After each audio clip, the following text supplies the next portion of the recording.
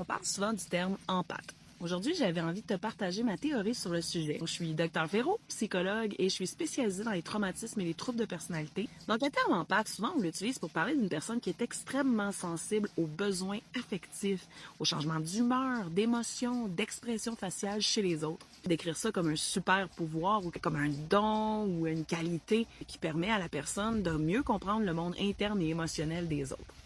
Le terme empathe, c'est pas officiellement confirmé dans la science, dans les recherches, c'est pas non plus un diagnostic dans le DSM-5.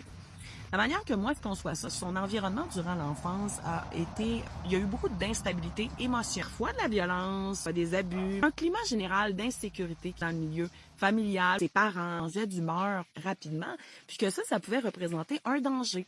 Donc, le petit enfant qui est en développement a dû apprendre à s'adapter, développer une grande sensibilité à ces changements, ces variations émotionnelles d'une personne qui est en autorité sur lui. Comme ça, il peut moduler son comportement, ses agissements pour être sûr de ne pas provoquer une crise. Puis à développer comme une espèce d'hypersensibilité aux émotions. Dans le fond, j'avais envie de partager l'empathie que j'ai pour ces personnes-là. Leur dire que leur univers relationnel et émotionnel n'a pas été facile.